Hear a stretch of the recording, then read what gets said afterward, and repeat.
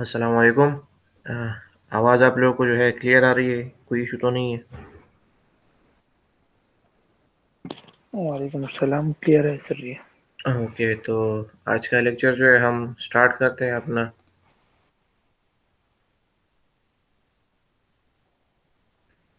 मैं प्रेजेंटिंग जो है मैंने स्टार्ट कर ली है। स्क्रीन आप लोगों के साथ जो है शेयर हो रही है। Yes sir. ओके, तो काइंडली जो है आप लोग जो है प्रेजेंटिंग स्टार्ट ना करें, ताकि जो रिकॉर्डिंग है वो भी डिस्टर्ब ना हो और लेक्चर जो है फ्लुएंटली चलता रहे। तो लेक्चर जो है हम स्टार्ट करते हैं आज का अपना लेक्चर। आज का जो हमारा लेक्चर है वो लेक्चर नंबर 9 है। और आज आज के लेक्चर में हम जो है पढ़ेंगे about method of independent variable, जो कि कोसला ने जो है पेश किया था, जिसको हम Khosla method of independent variable for determination of pressure and exact gradient for seepage below a weir और अबेराज भी कहते हैं। So coming to the topic, in order to know as to how the seepage below the foundation of a hydraulic structure, kindly आप लोग जो है time पे जो है वो कर लिया करें, ज्वाइन कर लिया करें। जो है बाद में जो है लेक्चर के दौरान हम ज्वाइन करते तो अरे जो है लेक्चर डिस्टर्ब होता है। तो try to join as early as possible. So continuing the topic again, in order to know as to how the seepage below the foundation of a hydraulic structure is taking place, it is necessary to plot the flow net. In other words, we must solve the Laplacian equation. Seepage जो below the foundation हमारे पास जो hydraulic structure हम construct करते हैं, जैसे wear हो गए या बैराज हो गए, उनके फाउंडेशन के नीचे से जो सीपेज हो रही होती है, तो उनके पैटर्न को जो है समझने के लिए हमने जो है उसका फ्लो नेट डायग्राम जो है हमें ड्रॉ करना होता है कि किस तरीके से जो हमारे पास जो सीपेज है वो किस तरीके से जो हमारे पास नीचे बीनीथ स्ट्रक्चर जो है फ्लो हो रही है, किस तरीके से जो है सीपेज वाटर जो है ट्रेवल कर रहा है बीनीथ द स्ट्रक्चर। तो इस तक को जानने के लिए, ठीक है, फ्लो नेट को प्लॉट करने के लिए हमें जो है लैप्लासियन इक्वेशन जो कोसला ने दिया था वो हमें जो है सॉल्व करना पड़ेगा। But this can be accomplished either by a mathematical solution of the Laplacian equation, or by electrical analogy method, or by graphical sketching, or by adjusting the streamlines and equidistant lines with respect to the boundary condition. These are complicated methods and are time consuming. Laplacian equation को हम जो है कुछ तरीके जो है उससे solve कर सकते हैं, या तो हम जो है Laplacian इक्वेशन को जो है मैथमेटिकल सोल्यूशन के थ्रू सॉल्व करें, या जो है इलेक्ट्रिकल एनालॉजी मेथड के थ्रू सॉल्व करें, या ग्राफिकल स्केचिंग के थ्रू, जिसमें हम जो है स्ट्रीमलाइन और पोटेंशियल लाइन को जो है बाउंड्री कंडीशन के हिसाब से उसको जो है एडजस्ट करें, जो कि बहुत ही एक कॉम्प्लिकेटेड और टाइम कंज्यूमिंग जो है मेथड है। So therefore, for designing hydraulic structures such as weir or barrage or on pervious foundations, Khosla has evolved a simple, quick, and an accurate approach called method of independent variable. So इन सारे method से बचने के लिए जो ऊपर हमने पढ़े गए, हमारे पास जो लैप्लासियन इक्वेशन की मैथमेटिकल सोल्यूशन है, या इलेक्ट्रिकल एनालॉजी मेथड है, या ग्राफिकल स्केचिंग है, सो इन सब से बचने के लिए कोसला ने जो है डायरेक्टली एक मेथड जो है दिया वियर्स या बैराज या परवियस फाउंडेशन के लिए, उसकी डिज़ाइन के लिए, और उसको उस जो कि सिंपल है, ठीक है, क्विक है और एक्यूरेट अप्रोच है, और उसको उसने नाम दिया method of independent variables. In this method, a complex profile like that of a weir is broken into a number of simple profiles, each of which can be solved mathematically. इस के method में जो है कोसला ने जो है जो हमारे पास जो कॉम्प्लेक्स प्रोफाइल था, ठीक है, यानी कि वियर या बिराज का जो प्रोफाइल है, ठीक है, beneath the structure, sorry, beneath the foundation या बेड, जो हमारे पास जो स्ट्रक्चर है कॉम्प्लेक्स प्रोफाइल है, उसको ने जो है सिंपल प्रोफाइल में जो है नंबर ऑफ सिंपल प्रोफाइल में उसको जो है ब्रेक डाउन किया, और उसको जो है जिसको मैथमेटिकली हम सॉल्व कर सकते हैं। Mathematical solution of flow nets for these simple standard profile have been presented in the form of equations given in figure and curve in the plate, which can be understanding which can be used for determining the percentage pressure at the various key point। और इन mathematical solutions के through जो flow nets है उसको जो है simple profile में जो है इसको डिवाइड किया, और इन सिंपल प्रोफाइल को जो है उन्होंने जो है कुछ इक्वेशंस के थ्रू और फिगर्स और कर्व्स के थ्रू जो है उसने उसको जो है शो किया, जिसको हम सॉल्व करके इजीली डिफरेंट की पॉइंट्स के ऊपर जो है हम परसेंटेज प्रेशर जो है फाइंड कर सकते हैं। ये हमारे पास जो है वो प्रोफाइल्स है जिसको जो कि कोसला ने जो है जो कॉम्प्लेक्स प्रोफाइल था उसको जो है सिंपल प्रोफाइल में जो है ब्रेक डाउन किया। ये फिगर में आपको नजर आ रहा है कि प्रोफाइल ये है जो अपस्ट्रीम शीट फाइल के लिए है, फिर जो है सिमिलरली डाउनस्ट्रीम शीट फाइल के लिए, और जो है इंटरमीडिएट फाइल के लिए। और अगर आपके पास जो है शीट फाइल ना हो तो उसके लिए भी जो है उन्होंने जो है इक्वेशंस दी और कुछ जो है आगे कर्व्स भी जो है प्रोवाइड की, जिसके थ्रू हम जो है इजीली जो है परसेंटेज प्रेशर डिफरेंट की पॉइंट्स के ऊपर जो है फाइंड कर सकते हैं। The simple profile which are most useful for analysis are: number A, a straight horizontal floor of negligible thickness with a sheet pile line of the upstream end and downstream end। जो simple profile ने जो complex profile था wear या barrage का, जो जिसको जो है कोसला ने जो है प्रूव किया था सिंपल प्रोफाइल में, तो उसमें जो पहला प्रोफाइल था उसमें आपके पास जो थिकनेस ऑफ द फ्लोर हो नेग्लिजिबल थिकनेस हो, और उसके अंदर जो है आपके पास अपस्ट्रीम शीट पाइल लाइन हो अपस्ट्रीम साइड के ऊपर, और डाउनस्ट्रीम साइड के ऊपर आपके पास जो है शीट पाइल लाइन हो। जिस तरह फिगर में आपको नजर आ रहा है कि आपके पास ये एक अपस्ट्रीम शीट पाइल लाइन है, ठीक है, ये D1 जो इसकी हाइट है, और सिमिलरली आपके पास जो है डी डाउनस्ट्रीम साइड के ऊपर आपके पास शीट पाइल लाइन है जिसकी हाइट जो है D है। तो ये आपके पास जो है फर्स्ट सिंपल प्रोफाइल है, और इसके लिए उसने जो है इक्वेशन दिए हैं। इन इक्वेशन के थ्रू भी आप इन की पॉइंट्स के ऊपर जो है परसेंटेज प्रेशर फाइंड कर सकते हैं, और इन ग्राफ्स को भी जो है यूज करके आप की पॉइंट्स के ऊपर परसेंटेज प्रेशर जो है फाइंड कर सकते हैं। की पॉइंट्स आपके पास कौन कौन से हैं?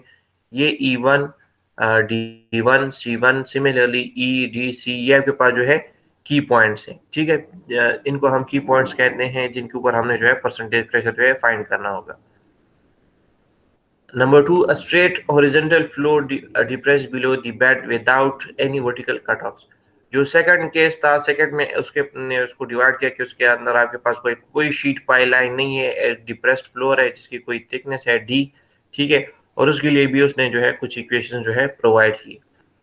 ये जो है सेकंड प्रोफाइल था सिंपल प्रोफाइल। और थर्ड जो है था simple profile, a straight horizontal floor of negligible thickness with a sheet pile line at some intermediate point।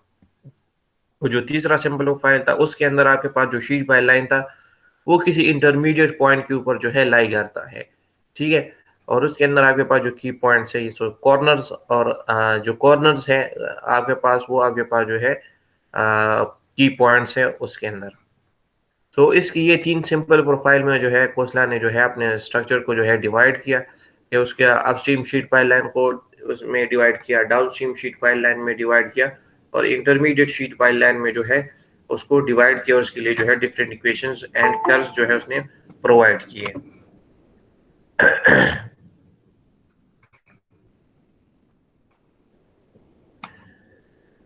और सिमिलरली अगर आगे पास जो है शीट पाइल लाइन नहीं है, डिप्रेस्ड फ्लोर है या फ्लोर उसकी कोई थिकनेस है, तो उसके लिए भी जो है उसने जो है आपके लिए जो है इक्वेशंस एंड कर्व्स जो है वो प्रोवाइड किए। सो ये आपके पास अगर आपके पास जो है इंटरमीडिएट आपके पास अपस्ट्रीम शीट पाइल लाइन है, ठीक है, तो उसके अंदर आपके अपने अगर C1 यानी कि ये आपके पास पॉइंट है, ये कॉर्नर पॉइंट, ठीक है, अगर इस पॉइंट के ऊपर आपने जो है परसेंटेज प्रेशर जो है वो फाइंड करना है कि इस पॉइंट के ऊपर आपके पास जो है परसेंटेज प्रेशर कितना है, तो उसके लिए जो इक्वेशन है वो आपके पास बराबर है phi C1 is equal to 100 minus phi E, ठीक है। ये आपके पास जो है इससे आपके पास जो है C1 की वैल्यू आ जाएगी। फाई E आपके पास किस चीज के बराबर है? वो आपके पास बराबर है 1/पाई cos inverse lambda minus 2 divided by lambda, ठीक है।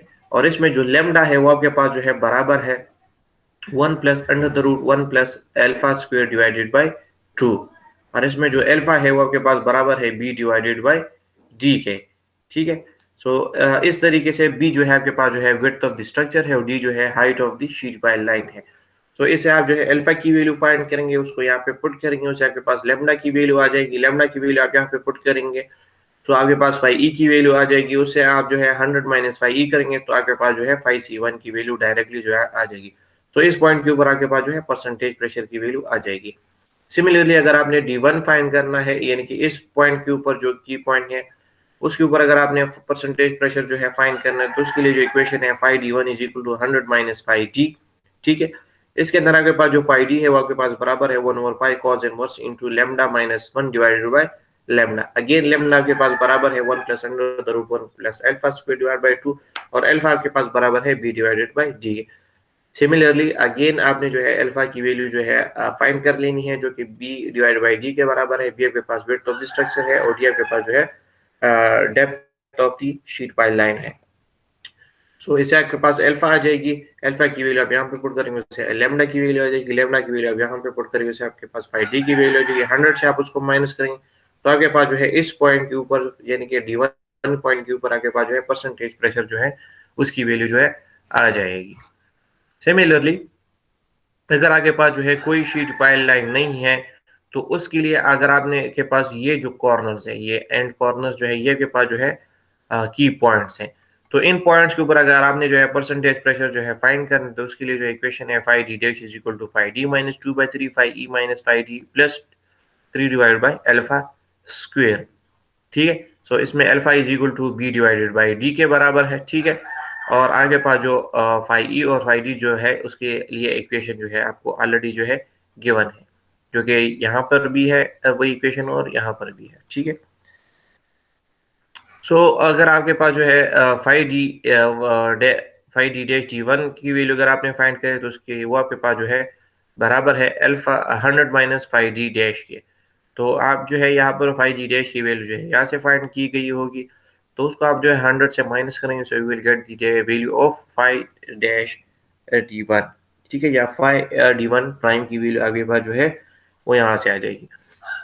हाँ, सिमिलरली अगर आपके पास जो है इंटरमीडिएट शीट पाइल लाइन है, तो उसके लिए जो है इक्वेशन जो की पॉइंट्स के ऊपर अगर आपने जो है परसेंटेज प्रेशर फाइंड करना है, तो उसके लिए इक्वेशन भी जो है गिवन है। फाई ई की वैल्यू अगर आपने फाइंड करनी, तो उसके लिए इक्वेशन आपको ये गिवन है। फाई जी के लिए आपके पास ये इक्वेशन है और फाई सी के लिए आपके पास जो है ये इक्वेशन है। अगेन लेमडा आपके पास बराबर है यहाँ पर under the root 1 plus alpha 1 square plus under the root 1 plus alpha 2 square divide by 2, ठीक है। और आपके पास इसमें जो अल्फा 1 है वो आपके पास जो है B1 डिवाइडेड बाई D के बराबर है। B1 मीन्स कि आपके पास जो फर्स्ट शीट पाइल लाइन और इंटरमीडिएट शीट पाइल लाइन के दरमियान आपके पास जो डिस्टेंस है आपके पास B1 के बराबर है, और D आपके पास जो है depth of the sheet pile line है। सिमिलरली अल्फा 2 आपके पास जो है डाउन स्ट्रीम साइड के ऊपर आपके पास जो शीट पाइल लाइन है और इंटरमीडिएट पाइल के दरमियान आपके पास जो डिस्टेंस है आपके पास B2 के बराबर है, और D जो है आपके पास depth of the sheet pile line है। तो इससे आपके पास जो है अल्फा 2 की वैल्यू आ जाएगी। सो सिमिलरली आप जो है यहाँ पर वैल्यूज पुट करके जो है आप जो है डायरेक्टली जो है अल्फा की वैल्यू जो है वो फाइंड कर सकते हैं, लैम्डा की वैल्यू फाइंड कर सकते हैं, और लैम्डा 1 की वैल्यू, और यहाँ पर उसको पुट करके आप जो है डायरेक्टली जो है आप जो है फाई ई फाई डी और फाई सी की वैल्यू जो है वो फाइंड कर सकते हैं। ग्राफ के थ्रू जो है वो भी आप जो है फाई ई और फाई सी की वैल्यू जो है वो फाइंड कर सकते हैं। ग्राफ के थ्रू आप किस तरह फाइंड करेंगे, तो उसको मैं थोड़ा अगेन आप लोग को मैं यार कितनी बार समझाऊं, काइंडली आप लोग जब भी जो है क्लास स्टार्ट करते हैं तो प्रेजेंटिंग स्टार्ट ना करें। कितनी बार मैं आपको समझा चुका हूँ, लेकिन आप लोग फिर भी जो है प्रेजेंटिंग स्टार्ट कर देते हैं, जिससे रिकॉर्डिंग जो है डिस्टर्ब होती है। काइंडली जो है सर रिक्वेस्ट कि आप जब भी जो है क्लास ज्वाइन कर ले, तो काइंडली प्रेजेंटिंग जो है वो स्टार्ट ना करें। अगेन मैं आपको बता रहा हूँ, काइंडली प्रेजेंटिंग जो है वो ना करें, ताकि रिकॉर्डिंग जो है वो डिस्टर्ब ना हो। तो यहाँ पर जो है अगर आप डायरेक्टली जो है वो तो फॉर्मूले थे, अगर आप जो है डायरेक्टली जो है ग्राफ के थ्रू जो है ये वैल्यूज जो अभी हमने फॉर्मूले जो पढ़े थे, अगर उसको आप जो है फाइंड करना चाहते हैं, तो उसको डायरेक्टली भी जो है आप जो है फाइंड कर सकते हैं। किस तरह आप फाइंड करेंगे डायरेक्टली, तो उसके लिए ये जो है ग्राफ है गिवन है, ठीक है। इसमें अगर आपके पास जो है अपस्ट्रीम साइड के ऊपर अगर आपने जो है शीट पाइल लाइन की वैल्यू जो है फाइंड कर जो सॉरी जो आपके पास जो फॉर्मूले थे, तो उसके अंदर आपके पास जो है जो फॉर्मूले थे, ये फॉर्मूले थे कि आपके पास जो है फाई डी और एक और था, ये आपके पास जो है फाई ई और फाई डी की वैल्यू अगर आपने जो है फाइंड करनी है डायरेक्टली, ठीक है, तो वो किस तरह फाइंड करनी है, तो आपके पास जो है ये एक कर्व है, ठीक है। ये आपके पास जो है डिप्रेस्ड फ्लोर के लिए है, यानी कि वो आपके पास जब शीट पाइल लाइन नहीं हो, तो आप जो है ये ग्राफ जो है कि यूज़ कर सकते हैं। अगर आपके पास जो है शीट पाइल लाइन है, तो वो आप किस तरह यूज़ करेंगे? तो उसके लिए जो है सबसे पहले आप जो है अल्फ़ा की वैल्यू फाइंड करेंगे। अल्फ़ा आपके पास बराबर है बी डिवाइडेड बाय जी के। अभी हमने पढ़ा कि हमारे पास जो अल्फ़ा है वो आपके पास बराबर है बी डिवाइडेड बाय डी के। सो 1 ओवर अल्फ़ा आपके पास जो है बराबर हो जाएगा डी डिवाइडेड बाय बी के, ठीक है? सो आपने जो है 1 ओवर अल्फा की वैल्यू जो है वो फाइंड कर लेनी है, ठीक है। सो 1 ओवर अल्फा की वैल्यू फॉर एग्जांपल आपके पास जो है आती है 0.2। सो आपने जो है इस ये आपके पास जो है डिफरेंट वैल्यूज है, तो इनके ऊपर आपने जो है 0.2 को जो है चेक कर लेना है। तो ये आपके पास जो है ये आपके पास 0.2 है। अगर 0.3 है तो तकरीबन यहाँ पर दरमियान में ये आपके पास 0.3 आता है, ये 0.4 0.5 इस तरह डिफरेंट वैल्यूज जो है गिवन है 1 ओवर अल्फा की। सो फॉर एग्जांपल आपके पास जो है 0.2 है, तो ये आपके पास जो है 0.2 है। यहाँ पर आपने आना है और नीचे आके आपके पास जो है फाइव डी की ग्राफ को, ये आपके पास जो है फाइव डी का ग्राफ है दरमियान वाला, और ये आखिरी वाला आपके पास जो है फाइव ई का है, और ये जो अपर वाला है ऊपर वाले के पास जो है फाइव डी डैश का है या फाइव डी प्राइम का है। ये आप उस केस में जगह आपने जो है ये वाला जो फाइव डी डैश वाला कर्व यूज करना है जब आपके पास जो है शीट पाइल लाइन मौजूद ना हो। तो यहाँ पर इस केस में हमारे पास जो है शीट पाइल लाइंस मौजूद है, अपस्ट्रीम शीट पाइल लाइंस और डाउनस्ट्रीम शीट पाइल लाइन। तो उसमें अगर आपके पास L1 ओवर अल्फा की वैल्यू 0.2 आती है, तो वहां से आपने आके जो है फाइव डी की कर्व को ज्वाइन करना है। सो फॉर एग्जांपल आपके पास जो है यहाँ पर ये इसको ज्वाइन करता है, तो सीधा आपने जो है यहाँ से जो है आप यहाँ पर आएंगे, इसको ज्वाइन करेंगे और यहाँ से जो है स्ट्रेट यहाँ से जाएंगे, तो तकरीबन आपके पास जो है इसकी वैल्यू आती है तकरीबन 26 या 27 इसकी जो है वैल्यू आती है। तो ये आपके पास डायरेक्टली जो है 5G की वैल्यू आ गई, तो उसके थ्रू जो है आप जो है डायरेक्टली जो है आप उसे जो है 5 या जो C1 है या 5D1 है उसकी वैल्यू डायरेक्टली जो है आप उसे फाइंड कर सकते हैं। किस तरह के आपके पास जो 5C1 की इक्वेशन थी वो आपके पास बराबर थी 100 माइनस 5E की, और 5D1 की इक्वेशन थी आपके पास 100 माइनस 5D की। तो सिमिलरली आपके पास जो है 5E की वैल्यू यहाँ से आ जाएगी, यहाँ पर आप जो है 0.2 से आके यहाँ इसको ज्वाइन करेंगे तो ये से आ जाएगी आपके पास डायरेक्टली जो है 5E की वैल्यू, ठीक है। और आपके पास जो है 5D की वैल्यू भी आ जाएगी। तो आप जो है 100 से उनको माइनस करेंगे ये, सो डायरेक्टली आपके पास जो है 5C1 और 5D1 की वैल्यू आ जाएगी। सो इस तरीके से ग्राफ्स को यूज करके आपने जो है 5D और 5E की वैल्यू फाइंड करनी है, और उसको जो है 100 से माइनस करके 5C1 और 5D1 की वैल्यू आप जो है फाइंड कर सकते हैं। अगर आपके पास जो है इंटरमीडिएट शीट पाइल लाइन है, तो वहाँ उसके लिए आपके पास जो है डिफरेंट वैल्यूज हैं, ठीक है। एक कर्व आपके पास जो है ये है, ठीक है। अ, ये उसके लिए कर्व है, ठीक है। तो इस कर्व के थ्रू जो है आपने जो है उसके लिए ये शीट, अगर आपके पास इंटरमीडिएट पाइल है तो उसकी वैल्यू जो है फाइंड करनी है। तो उसकी वैल्यू फाइंड करने के लिए आप जो है फर्स्ट ऑफ ऑल जो है 1 ओवर अल्फा की जो अल्फा की वैल्यू जो है वो फाइंड कर लेनी है आपने, और फिर जो है B1 डिवाइडेड बाय बी के, यानी कि अगर आपके पास जो है इंटरमीडिएट पाइल है तो उसका एक साइड के ऊपर आपके पास यानी कि अपस्ट्रीम साइड के ऊपर ये आपको फिगर में यहाँ पे आपको नजर आ रहा है, ठीक है। तो इस पॉइंट के ऊपर आपके पास जो है ये आपके पास B1 है, और डाउनस्ट्रीम साइड का जो शीट पाइल लाइन है इंटरमीडिएट पाइल के दरमियान जो डिस्टेंस है आपके पास जो है B2 है, ठीक है।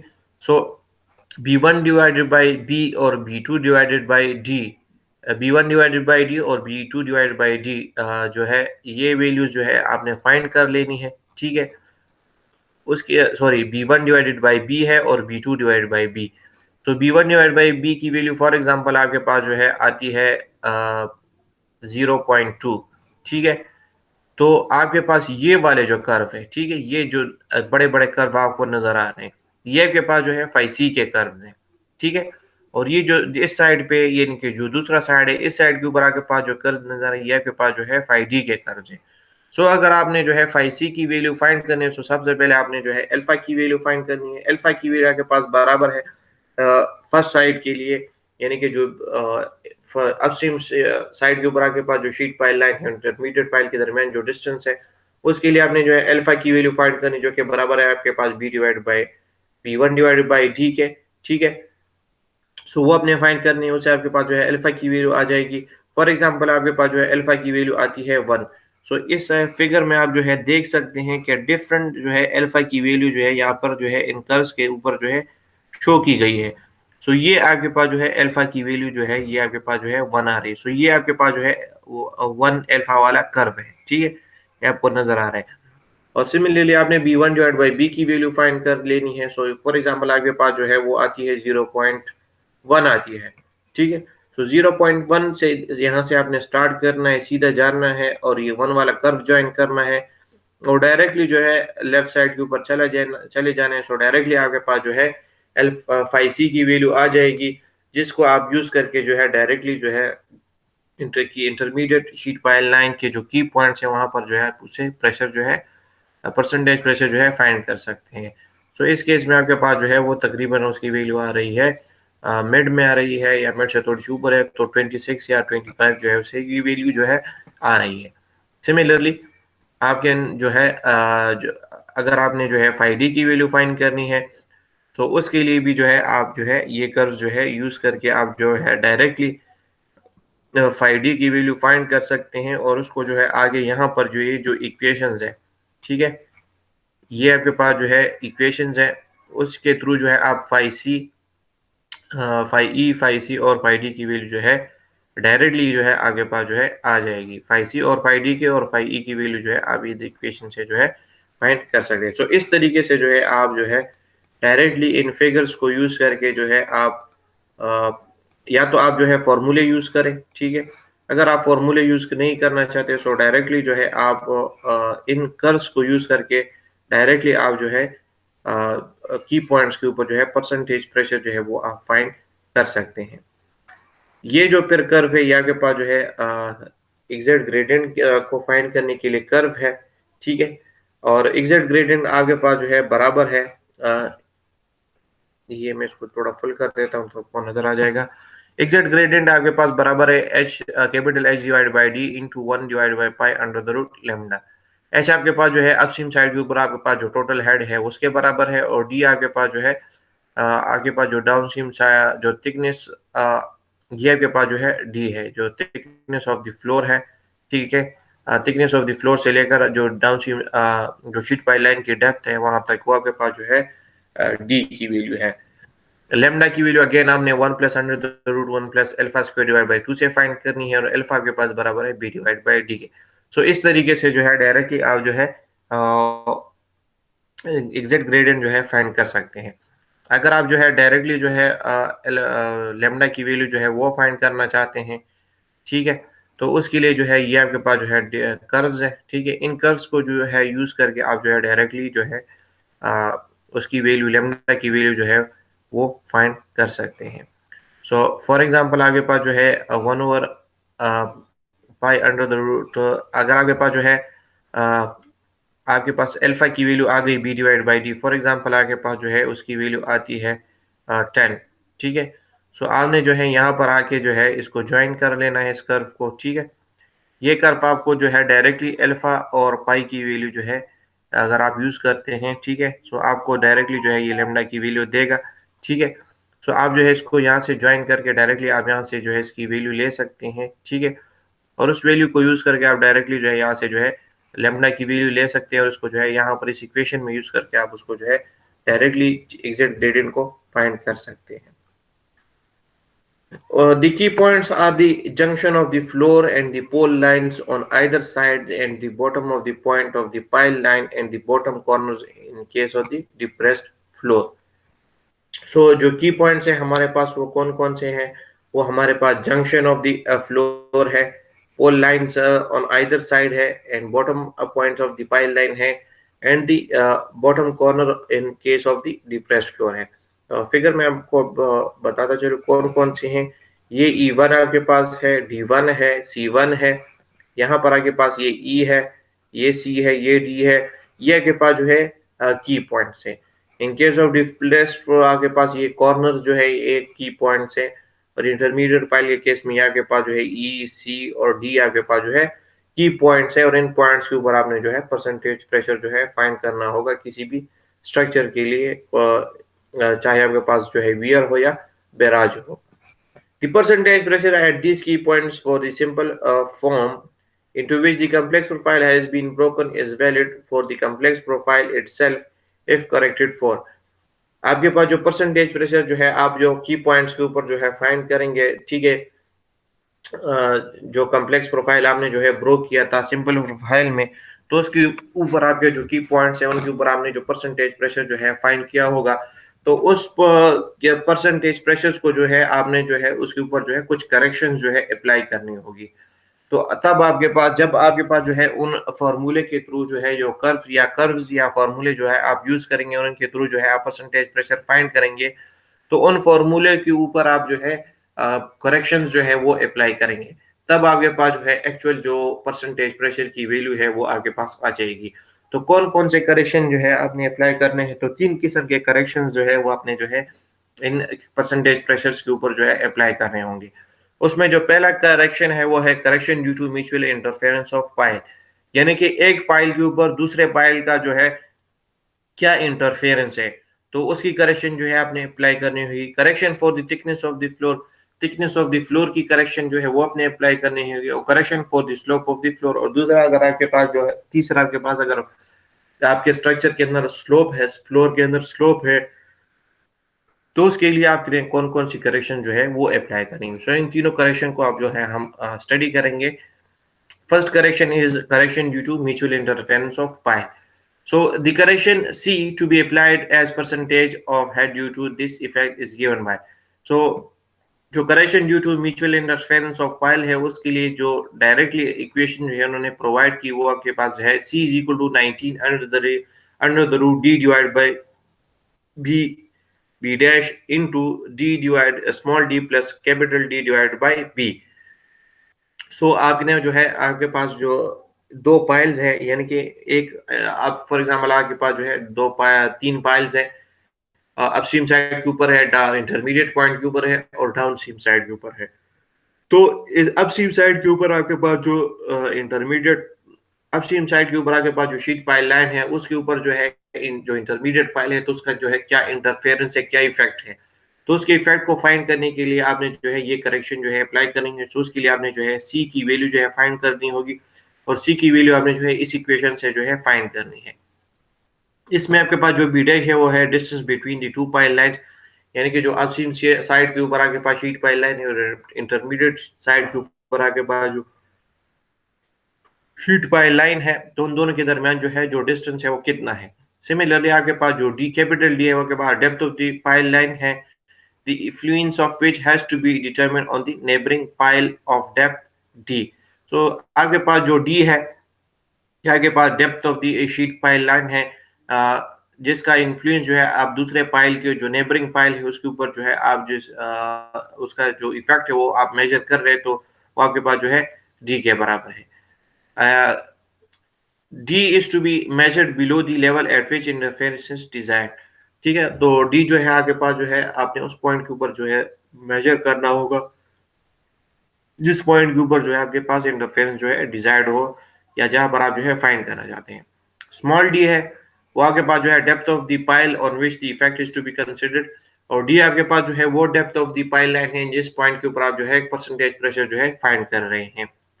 और बी जो है आपके पास टोटल फ्लोर लेंथ है, यानी कि जो आपके पास जो फ्लोर लेंथ है या जो पूरा स्ट्रक्चर का फ्लोर लेंथ है वो आपके पास जो है बी के बराबर है। तो ये वैल्यूज आपने जो है पूरी पुट करनी है, आपके पास जो है सी की वैल्यू आ जाएगी।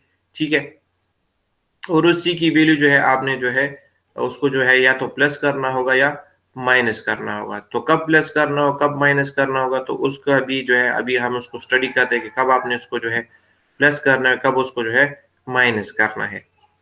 So the correction is positive for the points in the rear of or back of water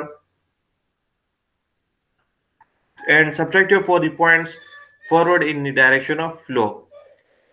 So कह रहे हैं अगर आपके पास जो पॉइंट है, जो की पॉइंट है, अगर वो आपके पास back side of the sheet pile line है या आपके पास जो है बैक साइड के ऊपर जो है आ रहे हैं, ठीक है, फॉर एग्जांपल आपके पास जो है ये शीट पाइल लाइन है और आपने जो है C1 के ऊपर correction due to mutual interference जो है वो फाइंड करना है। तो ये आपके लिए जो है ये आपके पास जो है बैक साइड पे आ गया, ठीक है। तो अगर आपके पास जो है फ्लो इस डायरेक्शन में हो रही तो इस केस में आपके पास जो C1 के ऊपर जो करेक्शन आप जो है अप्लाई करेंगे तो आपके पास जो है पॉजिटिव होगी। अगर आपके पास जो है ये फॉरवर्ड डायरेक्शन में आ रही, फॉर एग्जांपल आपके पास जो है ये E2 है, तो E2 जो है अगर फ्लो इस डायरेक्शन में हो रही है, ठीक है, जो E2 आपके पास जो है फॉरवर्ड डायरेक्शन में है, तो इस पॉइंट के ऊपर जो करेक्शन आप अप्लाई करेंगे तो म्यूचुअल इंटरफेरेंस जो करेक्शन जो ड्यू टू म्यूचुअल इंटरफेरेंस वो फाइंड करें तो आप जो है माइनस करेंगे E2 से। सो इस तरीके से जो है आपके पास जो है नेगेटिव पॉजिटिव जो है आप उसको जो है डिसाइड करेंगे। This equation does not apply to the effect of an outer pile on intermediate pile if the intermediate pile is equal to or smaller than the outer pile and if n is a distance less than twice the length of the outer pile। ये जो correction due to mutual interference है ये equation जो है तब apply नहीं होगा अगर आपके पास कब अप्लाई नहीं होगा जब आपके पास जो आउटर पाइल लाइन और इंटरमीडिएट पाइल लाइन के दरमियान जो डिस्टेंस है वो जो है आपके पास जो है twice the length of the outer pile हो, ठीक है तब। और दूसरा अगर आपके पास जो इंटरमीडिएट पाइल है वो इक्वल टू और smaller than the outer pile हो तो उस केस में आप जो है ये correction due to mutual interference equation जो है अप्लाई नहीं करेंगे, otherwise you have to apply this correction. Suppose in the above figure we are considering the influence of the pile number 2 on pile number 1 for correcting the pressure at C1. Since the point C1 is in the rear, this correction shall be positive. Suppose हम जो है correction जो है find कर रहे हैं, हम influence जो है find कर रहे हैं आगे पास जो शीट पाइल नंबर 1 है उसका ऊपर जो है शीट पाइल नंबर 2 का जो आगे पास जो इन्फ्लुएंस है यानी कि इस पाइल के ऊपर आगे पास इस पाइल का जो इन्फ्लुएंस है फॉर एग्जांपल हम वो फाइंड कर रहे हैं और की पॉइंट्स जो हमारे पास जो C1 पॉइंट है उसके ऊपर हम जो है परसेंटेज प्रेशर जो करेक्टिंग प्रेशर है वो हम फाइंड कर रहे हैं, ठीक है। सो इसके लिए आपके पास चूंकि C1 आपके पास जो है बैक साइड के ऊपर है पाइल के, ठीक है, और फ्लो जो है इस डायरेक्शन से हो रहा है सो आगे पास जो करेक्शन होगी वो आपके पास जो है पॉजिटिव होगी। While the correction to be applied on to E2 due to pile number 1 shall be negative since the point E2 is in the forward direction of flow। जबकि अगर आप E2 के ऊपर अगर आप जो है करेक्शन फाइंड कर रहे हैं ड्यू टू म्यूचुअल इंटरफेरेंस तो उस केस में आपके पास जो E2 है वो आपके पास जो है आपके फॉरवर्ड डायरेक्शन में यानी कि जिस डायरेक्शन में आपके पास जो है जो फ्लो हो रही है तो उस डायरेक्शन में जो है आपके पास जो है E2 जो है वो भी आपके पास उसी डायरेक्शन में फ्लो इस डायरेक्शन में हो रही है तो बिल्कुल उसके सामने जो है आ रहे हैं पाइल के सामने है पीछे नहीं है तो इस पॉइंट के ऊपर जो करेक्शन होगी आपके पास जो है नेगेटिव होगी since the point E2 is in the forward direction। Similarly, correction at C2 due to pile number 3 is positive and the correction at E3 due to pile number 2 is negative। Similarly, C2 के ऊपर आपके पास जो है positive होगी और E3 के ऊपर आपके पास जो है नेगेटिव होगी। सेकंड जो है correction due to thickness of the floor. Thickness of the floor की वजह से आपने जो करेक्शन अप्लाई करनी होगी वो आप किस तरह अप्लाई करेंगे। In the standard form profile, the floor is assumed to have negligible thickness. Hence, the percentage pressure calculated by Koszla equation or graph shall pertain to the top level of the floor, while the actual junction points E and C are at the bottom of the floor. Hence, the pressure at the actual points are calculated by assuming a straight line pressure variation। अस्सलाम वालेकुम जी, किसी को कोई issue है? Sir. मैं कह रहा हूँ सर आज के लिए इतनी काफ़ी है सर, स्टूडेंट्स में नहीं है सर, फिर नेक्स्ट क्लास से कंटिन्यू कर लेंगे सर। नहीं, इस लेक्चर को हमने जो है ख़त्म करना होगा, ठीक है। कल भी जो है हमने इस वजह से क्लास जो है वो छोटी ली थी ताकि हम जो है इस लेक्चर को जो है आज ख़त्म कर सकें।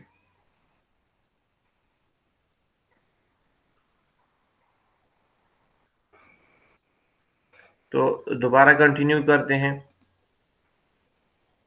तो हमारे पास जो करेक्शन है ड्यू टू फ्लोर थिकनेस तो उसको हम पढ़ रहे थे कि हमारे पास जो थिकनेस ऑफ द फ्लोर था तो इनिशियली कोसला ने जो कॉम्प्लेक्स प्रोफाइल को जो है ब्रो किया था सिंपल प्रोफाइल में, तो उसने जो थिकनेस ऑफ द फ्लोर था उसको जो है नेग्लेजेबल जो है कंसिडर किया था।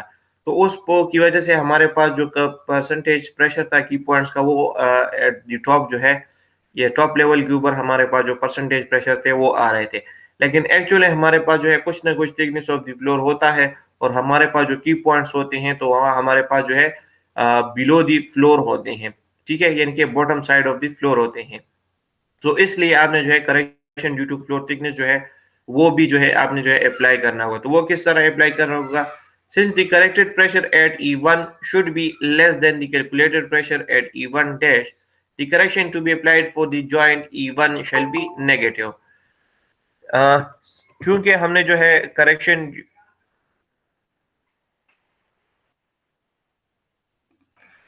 क्योंकि अगर हमने जो है करेक्टेड प्रेशर एट E1 जो है वो अगर हमने फाइंड करना है तो उस केस में हमारे पास जो calculated pressure at E1 dash है तो वो हमारे पास जो है E1 के ऊपर जो है लेस होगा E1 डैश से। सो इस वजह से हमारे पास जो करेक्टेड अप्लाइड प्रेशर होगा E1 के ऊपर वो हमारे पास जो है नेगेटिव होगा। Similarly, the pressure calculated at C1 dash is less than the corrected pressure at C1 and hence the correction to be applied at C1 is positive। और यहाँ पर अगर आपके पास जो C1 डैश है इस पॉइंट के ऊपर आपके पास जो परसेंटेज प्रेशर है वो जो है आपके पास जो है कम होगा C1 से। क्यों कम होगा? क्योंकि पानी जो है सीपेज वाटर जो है यहाँ से स्टार्ट करेगा तो इन पॉइंट्स के ऊपर जो है यहाँ से आते आते यहाँ से आएगा फिर जो है यहाँ से फ्लो करेगा इस तरह। तो जितना ये फ्लो करते तो उतना उसका जो है कि ऐसा ऐसा उसका जो परसेंटेज प्रेशर है वो कम होता जाता है। तो स्टार्ट में जो है ज्यादा होता है और जितना वो चलता है तो उसका परसेंटेज प्रेशर जो है वो कम होता जाता है।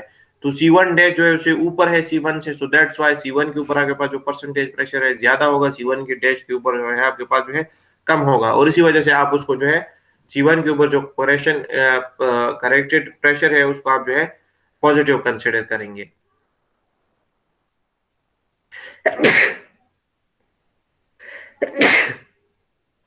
सॉरी। अच्छा, correction due to thickness of the floor को जो है फाइंड करने के लिए कुछ इक्वेशन जो है वो प्रोवाइड की गई हैं, ठीक है?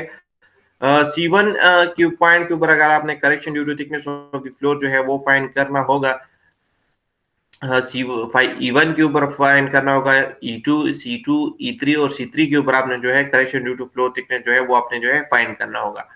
सो E1 के ऊपर आपने correction due to thickness of the floor find करने के लिए आपके पास जो है फाई E1 आपके पास बराबर है 1 के। क्यों आपके पास 1 के बराबर है? इस यहाँ पर do not need any correction और यहाँ पर आपके पास जो है कोई करेक्शन क्यों रिक्वायर्ड नहीं है? क्योंकि ये आपके पास जो है स्टार्ट पॉइंट है और यहाँ पर आपके पास जो प्रेशर होता है वो मैक्सिमम होता है। So that's why this point doesn't need any correction. C1 के ऊपर आपने जो है करेक्शन जो है अप्लाई करनी होगी। C1 के ऊपर करेक्शन अप्लाई करने के लिए आपके पास इक्वेशन है T1 into 5D1 minus 5C1 divided by D1। 5D1 आपके पास जो है परसेंटेज प्रेशर है D1 और C1 के ऊपर आपके पास जो परसेंटेज प्रेशर आपके पास बराबर है 5C1 के। D1 आपके पास जो है total depth of the sheet pipeline है प्लस आपके पास जो है थिकनेस ऑफ द फ्लोर और T1 जो है आपके पास जो है total thickness of the floor है। सो इस यहाँ से आप जो है वैल्यूज पुट करेंगे, आपके पास जो है CT की वैल्यू आ जाएगी जो आपने जो है प्लस करनी होगी C1 के साथ, ठीक है? सिमिलरली E2 की वैल्यू जो है फाइंड करने के लिए आप के पास जो इक्वेशन है वो है T2 into 5E2 minus 5D2 divide by D2। 5E2 की वैल्यू आपके यहाँ पर आपके पास जो परसेंटेज प्रेशर है उसके बराबर है और 5D2 आपके पास इस पॉइंट के ऊपर जो परसेंटेज प्रेशर है उसके बराबर है। D2 आपके पास जो है total thickness of the floor plus thickness of the floor है, sorry total depth of the sheet pile line plus thickness of the floor है और T2 आपके पास जो है simply thickness of the floor है। सो यहाँ से आप वैल्यूज पुट करके आपके पास जो है CT E2 आ जाएगा जो कि आपने जो है E2 से जो 5E2 से जो है माइनस करना होगा। सिमिलरली E2 की वैल्यू जो है के ऊपर आपने जो परसेंटेज प्रेशर फाइंड किया उसके लिए इक्वेशन है T2 into 5D2 minus 5C2 divide by D2। 5D2 की वैल्यू आपने यहाँ से लेनी है, 5E2 की आपके 5C2 की वैल्यू आपने यहाँ से लेनी है। D2 आपके पास जो है total depth of the sheet pile line plus thickness of the floor और T2 आपके पास जो है थिकनेस ऑफ द फ्लोर है। तो यहाँ से वैल्यू पुट करने के आपके ने उसको जो है C2 के साथ जो है ऐड करना है। सिमिलरली E3 की वैल्यू आपने जो है फाइंड करनी है और 5 जो C3 है वहां पर आपके पास जो thickness correction due to thickness of the floor की वैल्यू जो है आपके पास 0 है और कोई करेक्शन जो है उसके लिए जो है रिक्वायर्ड नहीं है। क्यों रिक्वायर्ड नहीं, क्योंकि वो आपके पास जो है एंड पॉइंट है और एंड पॉइंट के ऊपर आपके पास जो परसेंटेज प्रेशर है उसकी वैल्यू आपके पास जो है अप्रोक्सीमेटली 0 के बराबर है। So that's why no need of correction is required at the end start के ऊपर आपके पास जो है मैक्सिमम होता है, तो वहां पर भी करेक्शन की जरूरत नहीं होती, और एंड के ऊपर आपके पास जो है मिनिमम होता है, 0 होता है, तो वहां पर भी आपके पास जो है करेक्शन की जरूरत नहीं होती। थर्ड जो करेक्शन है, correction due to slope of the floor, तो उसके लिए आपके पास जो है अगर आपके फ्लोर के अंदर जो है स्लोप है तो उसके लिए आपके पास जो करेक्शन है डिफरेंट स्लोप्स के लिए डिफरेंट करेक्शन जो है प्रोवाइड की गई है। उसके लिए एक टेबल है कि आपके अगर आपके पास 1:1 यानी कि 1 हॉरिजॉन्टल है 1 वर्टिकल है, तो उसके लिए जो करेक्शन फैक्टर आपने जो है लगानी है वो 11.2 है। 2:1 के लिए आपके पास 6.5, 3:1 के लिए 4.5, सारा डिफरेंट रेशियोज के लिए डिफरेंट करेक्शन फैक्टर जो है प्रोवाइड की गई है। करेक्शन आपके पास जो है कब नेगेटिव होगी कब पॉजिटिव होगी तो वो हम पढ़ते हैं। A correction is applied for a sloping floor and is taken as positive for the downward slope and negative for the upward slope following the direction of flow। अगर आपके पास जो स्लोप है वो अगर आपके पास अपवर्ड डायरेक्शन में है तो उस केस में आपके पास जो है जो करेक्शन की वैल्यू होगी वो आपके आप जो है नेगेटिव कंसिडर करेंगे। अगर आपके पास जो स्लोप है वो अगर आपके पास डाउनवर्ड डायरेक्शन में है, ठीक है, ऊपर से नीचे आ रहा है स्लोप, तो उस केस में आपके पास जो करेक्शन की वैल्यू होगी आप उसको जो है पॉजिटिव कंसिडर करेंगे। Values of correction of standard slope such as 1:1, 2:1, 3।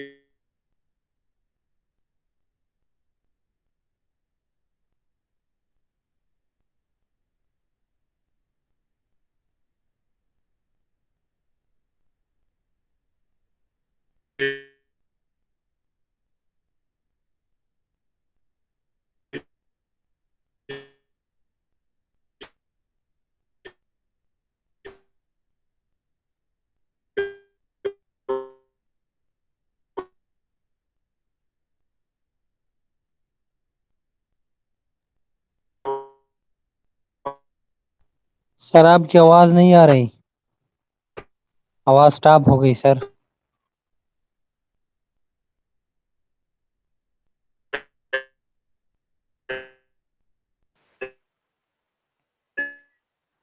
Sir जी आवाज हम स्टॉप हो सर।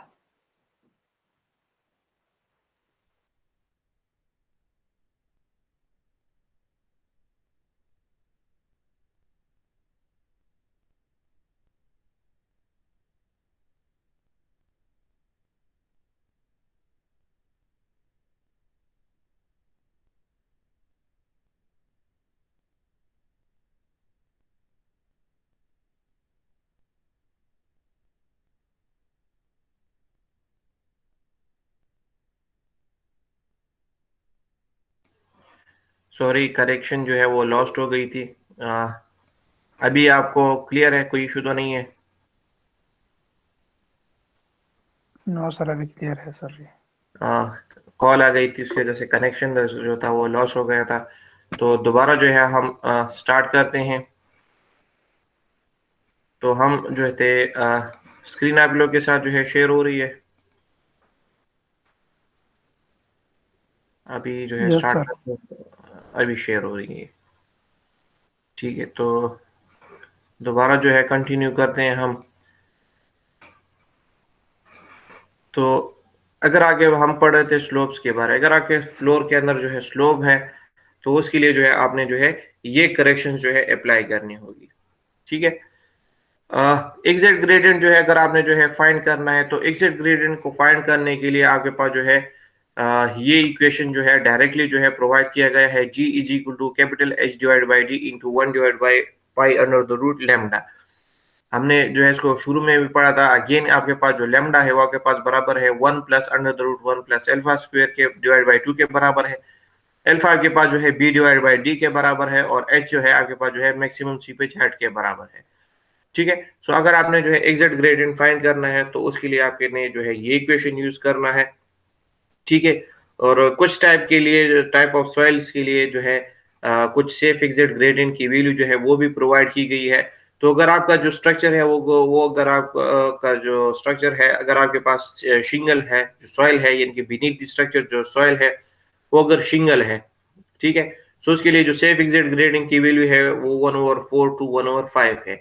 अगर आपकी सेफ एग्जिट ग्रेडिंग जो है इस यहाँ इसके में नहीं आती, सो आपने जो है क्या करना है कि आपने जो है उसकी वैल्यू जो है वो बढ़ानी है, ठीक है।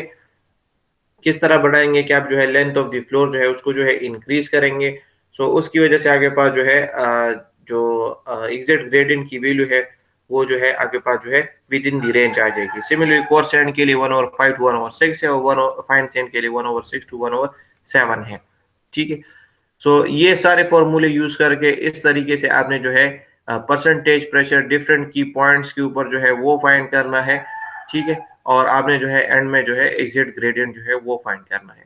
तो सबसे पहले आप जो है इन फॉर्मूलों को जो है ये वाले फॉर्मूले यूज करके इन की पॉइंट्स के ऊपर जो है आप जो है परसेंटेज प्रेशर जो है वो फाइंड करेंगे, ठीक है।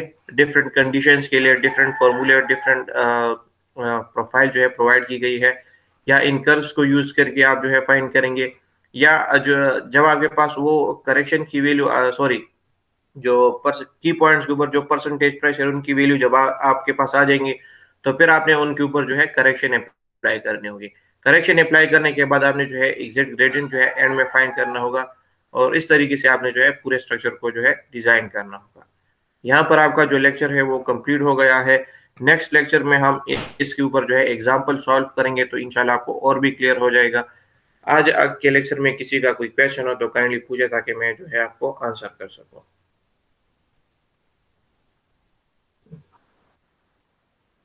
जी हाँ लेक्चर डायग्राम स्टडी पे पता रही सर जी ना जी बिल्कुल देखिए ग्रांड दा लेक्चर देखिए फॉर्मूली दी पक्यो तासु खैर दा स्टडी कई अच्छी दीबा निकल मुंगा एग्जांपल को ने एग्जांपल के बदा टूल आर दा पॉइंट्स मुंगा ब्या हुआ यू सही रा नो कम तरीके सर बदीबा ने मुंगा कैलकुलेशन को उस तरीके सर बदा डिजाइनिंग पे को सही शो नागे पर के बताओ तो इंशाल्लाह दा क्लियर शी सही शो नोर बंदा सही तरीके सर क्लियर शी तासु पखपलम लेक स्टडी कई और एग्जांपल पे चकल मुंगा सॉल्व करूं दा बताओ तो क्लियर शी। थैंक यू सर जी बल the chance a सवाल related to today's topic to kindly ask question if anyone have। अगर आप लोगों का कोई क्वेश्चन नहीं है तो काइंडली आप लोग का लेक्चर जो है यहाँ पे ख़त्म हो गया। आप लोग जो है मीटिंग लीव कर ले, आपका जो लेक्चर है वो यहाँ पे कंप्लीट हो गया है।